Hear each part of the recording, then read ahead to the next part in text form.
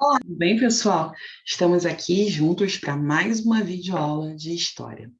Bom, nas aulas passadas nós estudamos sobre o processo de colonização, a expansão marítima, as grandes navegações, a colonização espanhola na América, e hoje nós vamos falar da colonização portuguesa na América, né? Que vai culminar com o nosso Brasil. Tá? Termina com a independência e o surgimento do nosso país, Brasil. Bom, como é que isso tudo começou? A gente tem aqui a primeira imagem da nossa videoaula, o encontro de dois mundos, né, pessoal? Os nativos aqui, tá? Do Brasil, né, da América, que vai se tornar a América Portuguesa, e a chegada dos portugueses, duas culturas completamente diferentes. Observando essa imagem, a gente consegue ver, né, vários pontos e várias diferenças, né? E nenhuma semelhança praticamente, tá bom? Dois mundos que se encontraram, foi extremamente negativo, né? Nós já vimos, principalmente para os indígenas, né? Que foram dizimados, perderam suas terras, sofreram um processo de aculturação e foram dizimados por doenças e pelas armas de fogo dos brancos europeus, né? No caso do Brasil, dos portugueses. Bom, mas vamos lá.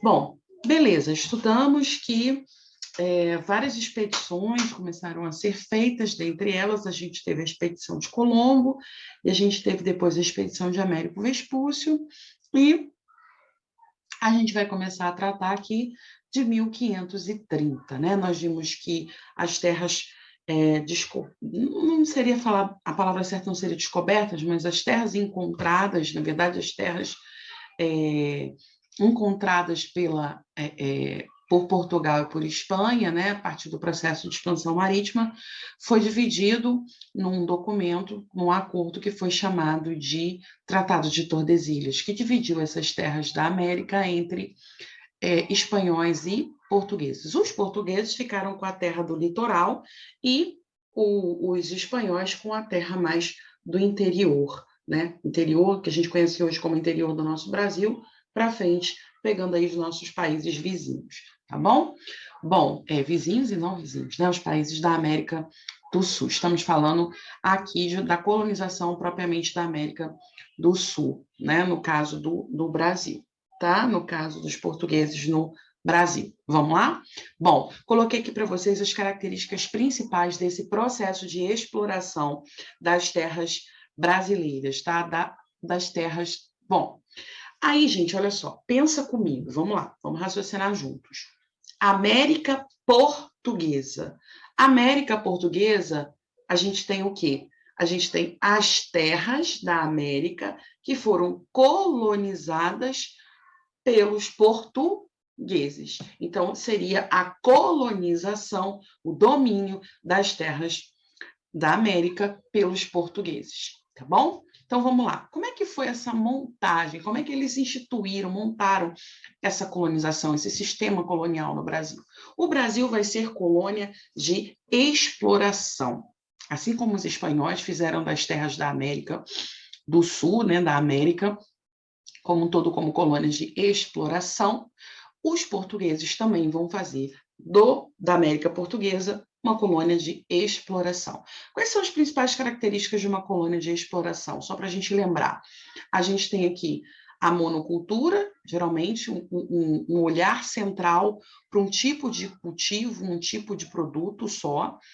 A agroexportação, na maioria das vezes, um produto agrícola para exportação. No caso do Brasil, a gente vai ver, primeiro foi o pau-brasil, depois a gente vai ter a cana-de-açúcar, né? E só lá para o século XVIII é que a gente vai ter a mineração. Tá?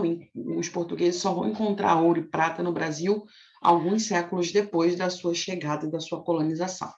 O latifúndio, que é a grande propriedade de terra, a mão de obra escrava. No caso da cana-de-açúcar e da mineração, a mão de obra escrava africana, o escravo africano. Né? Portugal era um dos países que tinha o controle, o monopólio, que ganhou muito né? Gerou muita riqueza a exploração do tráfico de escravos pelos portugueses. Eles buscavam lá na África, né? Trocavam por fumo, por outros produtos e traziam o escravo para a colônia, tá? Então, dava muito dinheiro, tá bom? O tráfico de escravos. Bom, o escravismo, então, e o pacto colonial, que é uma última característica. O pacto colonial, a gente já sabe, a metrópole domina a colônia, então a colônia fica presa à metrópole. Olha aqui, ó, uma imagem para vocês. A colônia, ela tem que enviar para a metrópole todos os produtos, toda a matéria-prima, tudo que a colônia produz vai para a metrópole, no caso aqui a colônia Brasil, a América Portuguesa, e a metrópole Portugal, lá na Europa, tá bom? Então, aqui, a metrópole faz o que com esses produtos, com essa matéria-prima? Na verdade, não são produtos ainda, são matéria-prima. Vamos lá, o açúcar, a cana-de-açúcar, né? O açúcar, propriamente dito, o que mais? Vamos lá, algodão, drogas do sertão, a gente vai ver direitinho o que é isso depois, né? Cacau e outras coisas, que incluem as drogas do sertão, e outros produtos, né? Que vão para lá, outras matérias-primas que vão para lá, algumas delas se tornam produtos e voltam para ser vendido aqui na colônia, tá bom? E a colônia só pode consumir, só pode fazer comércio com a metrópole. Existe um pacto entre elas, né, que prende a colônia à sua metrópole. Bom, vamos lá? Período pré-colonial. O período da história colonial brasileira a gente divide em dois para facilitar. Um período que a gente chama de pré-colonial, que seria antes da colonização propriamente dita. Tá, professor, o que é importante desse período? Bom, Portugal não colonizou de imediato as terras brasileiras, tá? As terras da América, né? No caso da América que lhe pertencia. Portugal demorou aí por volta de 30 anos para começar a efetivar esse processo de colonização, por vários motivos, dentre eles porque não encontrou metal precioso a princípio, tá? Não viu nada de muito atrativo no Brasil naquele momento. E porque Portugal tinha toda uma cultura, todo um comércio estabelecido com as Índias, com o comércio de especiarias vindo das Índias orientais, na verdade, tá bom? Então, Portugal tinha um foco lá nesse monopólio, nesse comércio lá com das especiarias, né, com as Índias, tá bom? E aí não via tanto lucro, lucrava muito lá com o tráfico de escravos e com esse comércio, né, das especiarias, e não viu no Brasil um atrativo muito grande a princípio. Qual foi a primeira atividade econômica a ser explorada aqui na colônia Brasil? Pau-brasil, tá, gente? O pau-brasil. Pau-brasil é uma espécie de madeira de onde eles extraíam uma tintura, uma tinta avermelhada, que eles levavam para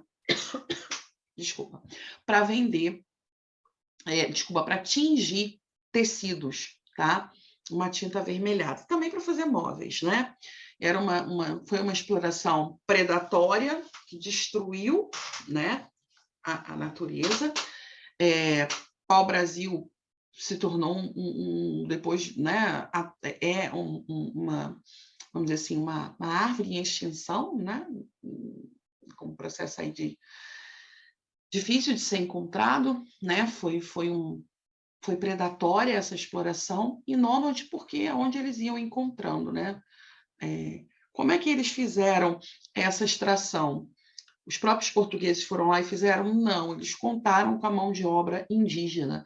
Eles fizeram uma troca com os indígenas, né? Em troca da mão de obra indígena, eles davam aos indígenas algumas bugigangas, alguns objetos que para eles não era de tanto valor, mas para o indígena era novidade, e o indígena valorizava, como, por exemplo, espelhos, né? Como é que ficou conhecida essa troca do trabalho indígena por esses objetos? Foi chamado de escambo, tá? Coloquei aqui para vocês, escambo, tá? Seria essa troca de mão de obra pelos objetos, tá bom? Nesse período aí, de 1500 a 1530, pré-colonial, foi marcado por várias expedições de outros países, né, bisbilhotando aqui, vamos dizer assim, tá? Espanha e França, principalmente, e Portugal investiu nas chamadas expedições de guarda-costas, né? Que apesar da tentativa, né, de manter toda a costa litorânea que pertencia a Portugal e evitar as incursões, as vindas, o contato desses espanhóis e franceses com os indígenas por aqui, não deu muito certo. Tá?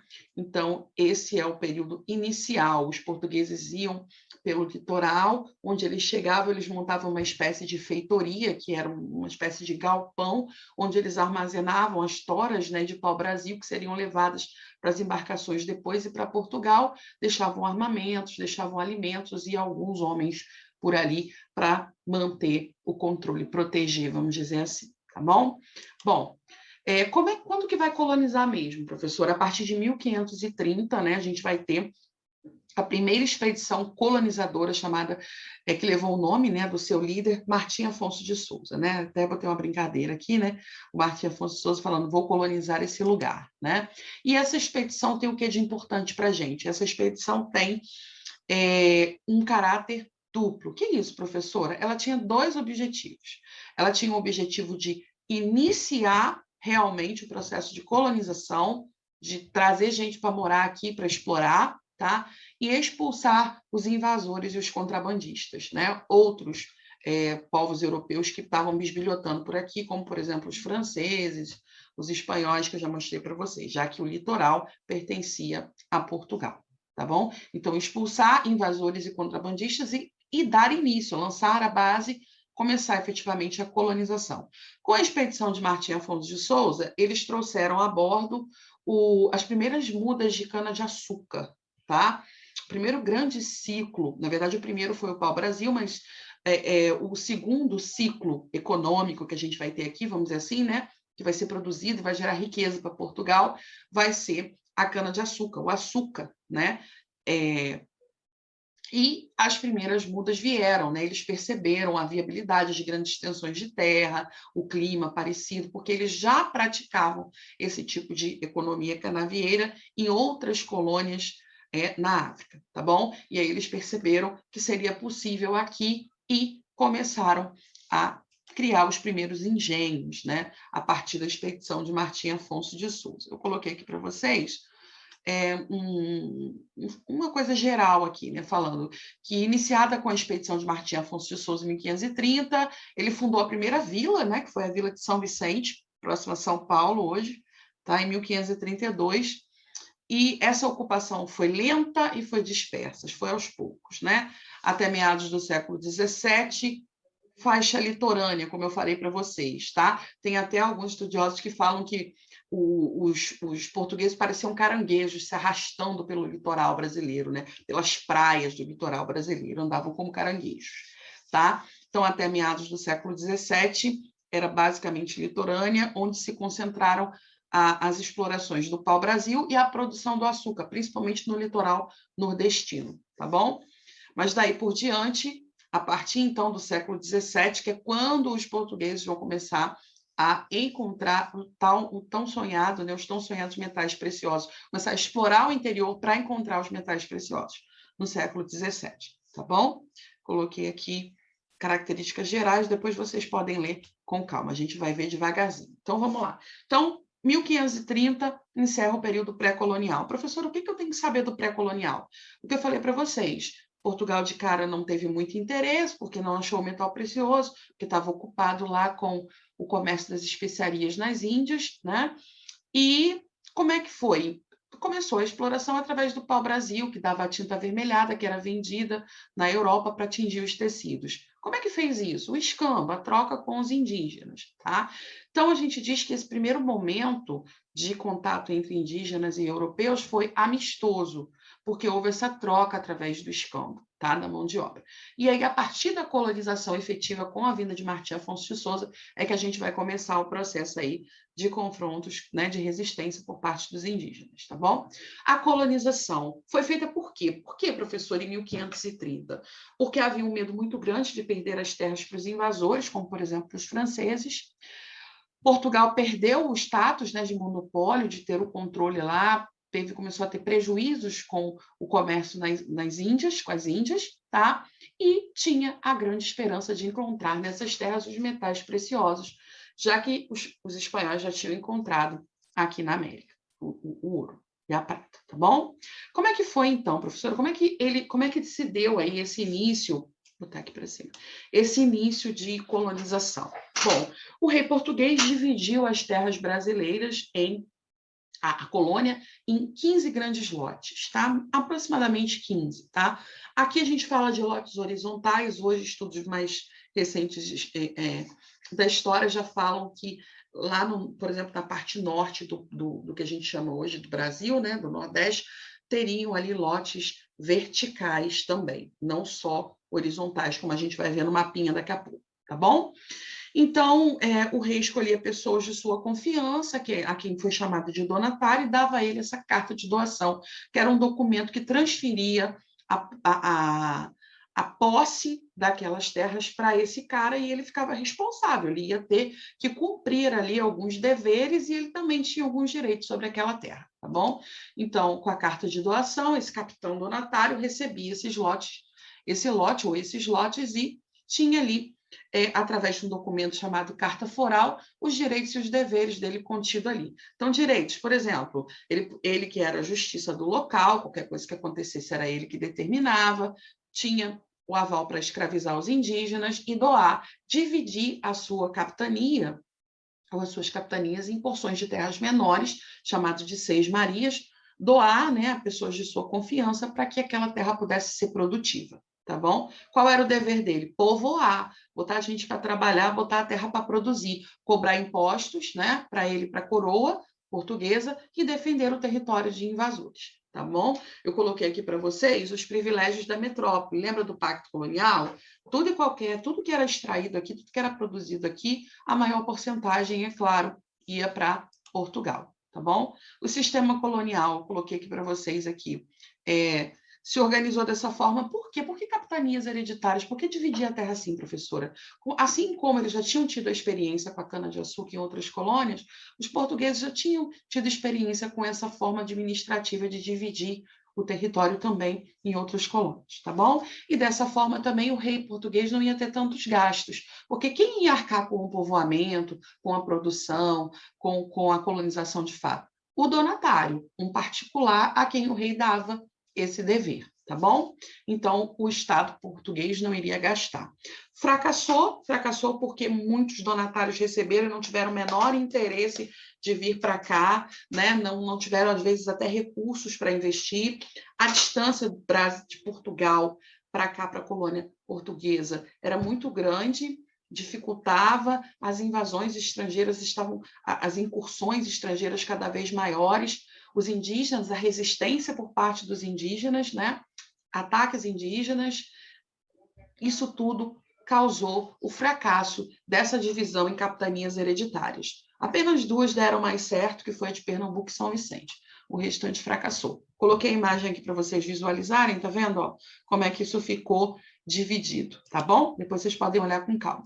Tá, professora, não deu certo as capitanias. E aí? E aí, o rei português instituiu o governo geral, né? Os governos gerais. Nós tivemos vários governadores gerais, né? Botei alguns aqui, Tomé de Souza, Duarte da Costa, Mendes Sá, Lourenço, tem outros, tá bom?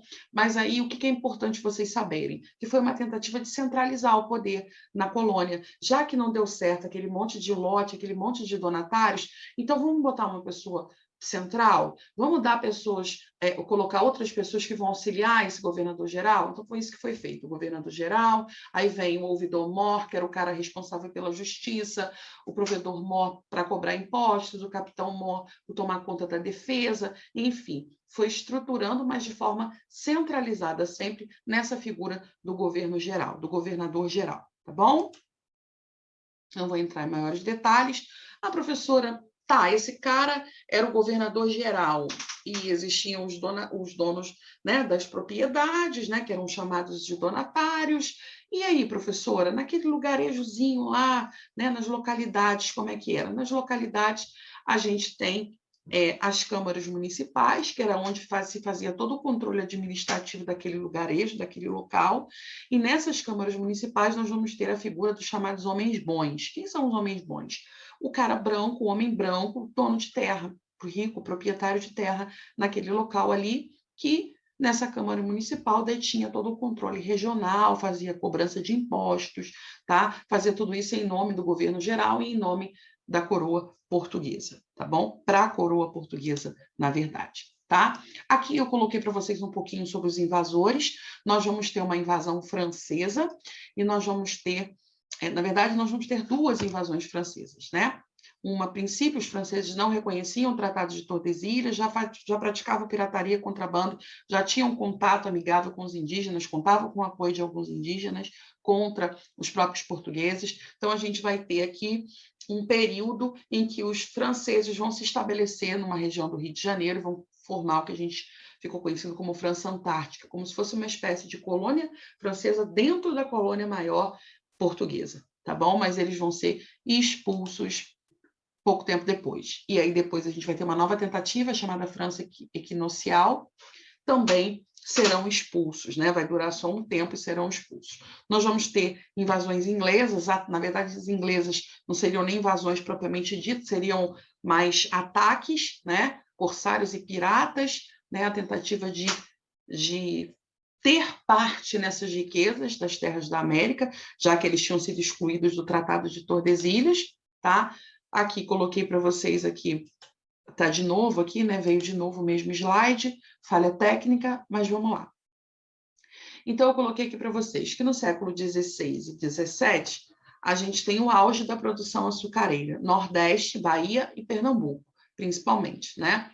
O litoral é que está sendo povoado, o solo e o clima eram favoráveis para o cultivo da cana-de-açúcar, já haviam vivido essa experiência em outras colônias na África, botou aí, ó, Açores, Cabo Verde, Madeira, né? Havia um grande mercado consumidor para o açúcar era um produto de valor alto na Europa, né? E, além disso, os portugueses puderam contar com a participação do capital holandês. Os holandeses, eles financiaram a produção, o transporte, o refino desse açúcar e a distribuição desse açúcar. Então, eles investiram na produção açucareira junto com os portugueses. Eles tinham parte nessa produção açucareira, eles também lucravam, tá? Então, aqui, ó, a formação dos engenhos, tá? Professor, o que é engenho? Engenho é a unidade, deixa eu voltar aqui, é a unidade produtiva básica, tá? Da produção do açúcar. Professor, o que tem no engenho? No engenho a gente tem, esse engenho ele era praticamente dividido entre Casa Grande e Senzala, lugar dos escravos, lugar do senhor e dos seus familiares, tá? Eu coloquei aqui a imagem para vocês propriamente, tá? Isso é o quê? Isso é a sociedade açucareira do período colonial. Eu tenho basicamente no topo os senhores de engenho e seus familiares, vamos dizer assim, né? Os nobres brasileiros, vamos dizer assim, na colônia brasileira, e os escravos, né? Nobres no sentido de que são os detentores de riqueza, tá? E poder e prestígio que controlavam. E os escravos lá embaixo, né? Que são aqueles que não eram considerados gentes, eram considerados mercadoria, coisas que não tinham alma, né? Vocês podem observar nas imagens como era interessante. Olha, os escravos estavam sempre descalços, tá vendo? Olha a diferença dos senhores, né? Uma família brasileira típica naquela época, ó, todo mundo de roupinha, de sapatinho, né? Olha aqui os escravos descalços. Então, sapato, por exemplo, isso é uma curiosidade, era sinônimo de status social. Era só os senhores, a família dos senhores, né? É que tinham acesso a esse tipo de privilégio, vamos dizer assim, os escravos carregando um senhor aqui, né? Então, é uma sociedade extremamente patriarcal, centrada na figura do senhor de engenho, do homem, tá? E rural, que a gente está falando de grande propriedade de terra e de muitos escravos africanos trabalhando, tá? É claro que não existia só a economia colonial, existia também outros produtos, inclusive para dar suporte a essa produção açucareira, tá? Existia a pecuária, tá? Eu coloquei aqui para vocês, tá? Pecuária extensiva, pecuária, né, voltada para pecuária leiteira, produção de carne, usando os animais para tração, enfim. Essa pecuária no Brasil, ela foi mais para o interior do que para a região litorânea, né?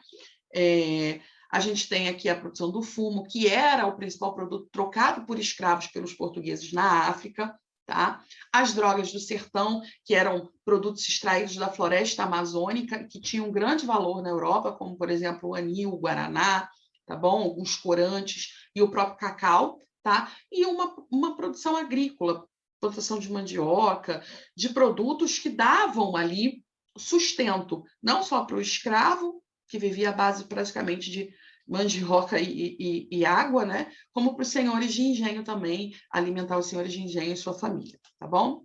Bom, o trabalho escravo, muito utilizado, o trabalho indígena até 1560, mais ou menos, né? Mais nas lavouras de subsistência mesmo, e o negro africano, o escravo africano, melhor dizendo, mais utilizado, aqui não tem mais esse hífen, tá, gente, na palavrinha, mais utilizado a partir de 1560, com já que gerava tanto lucro e que Portugal investia tanto nesse tráfico de escravos, tá bom? Os indígenas resistiram muito, não que os escravos africanos não tivessem resistido também, resistiram, e a gente mais para frente vai estudar bem sobre isso, tá bom? Mas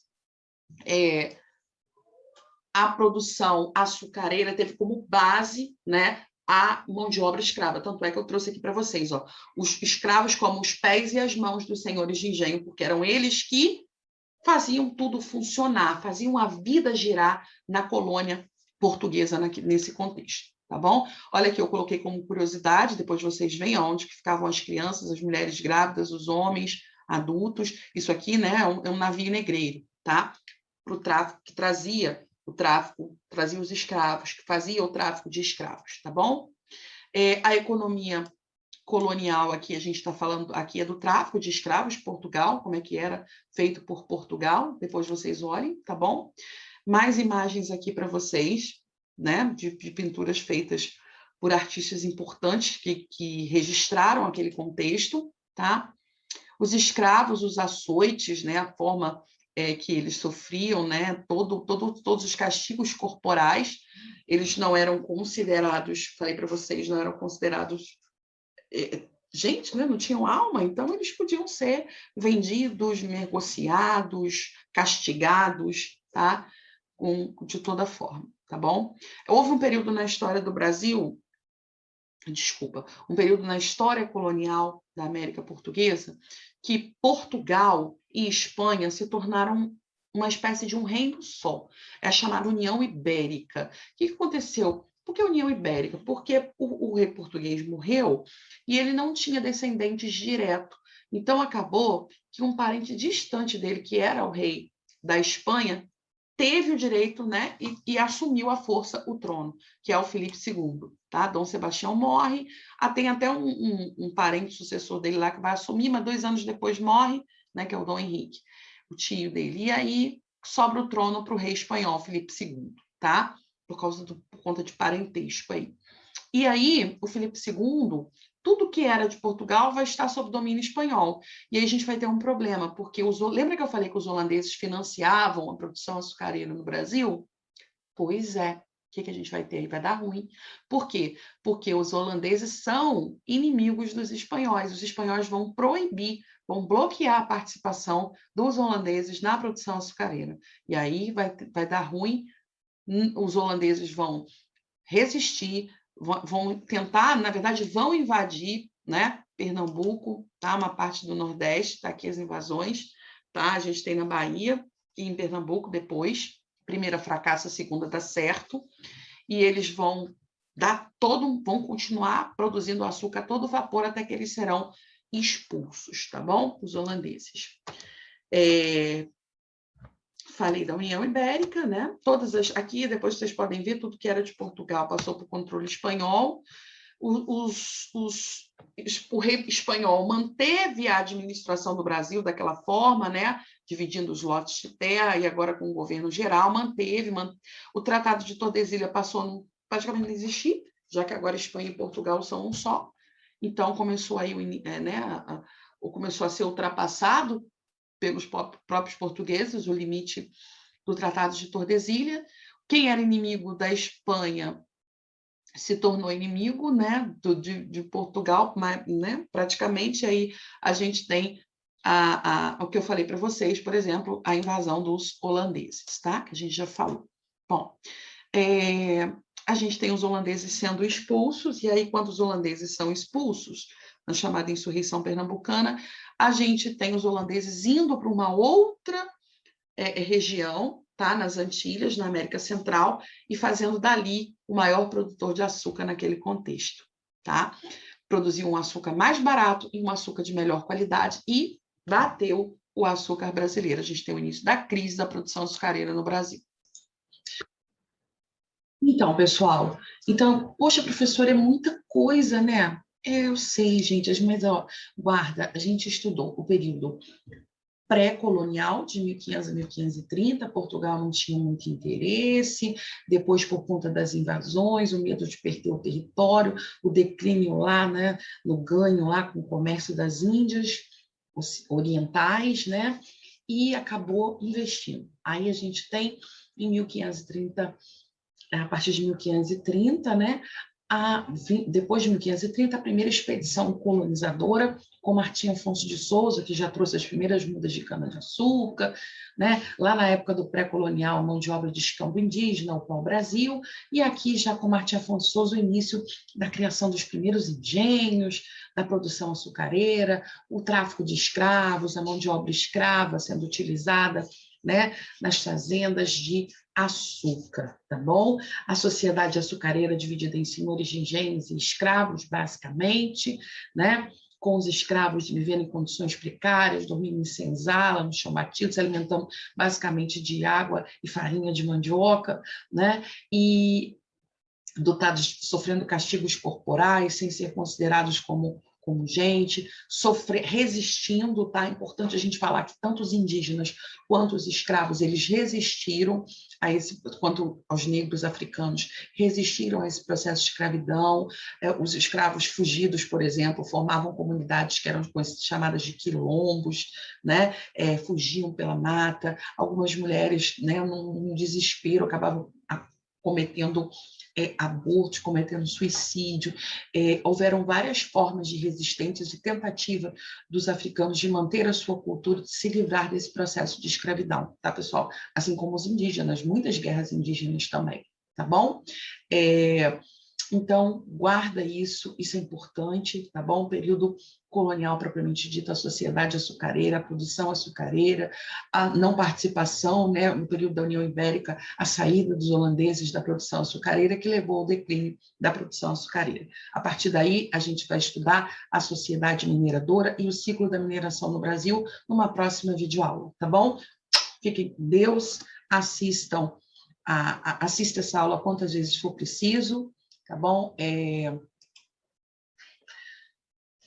Façam os formulários, leiam as apostilas, façam os exercícios, se mantenham estudando, se mantenham ligados, se protejam, né? A pandemia está tomando novos rumos aí, espero que em breve a gente esteja na sala de aula juntos, tá bom? E é isso, gente. Se cuidem, beijo e até a nossa próxima aula.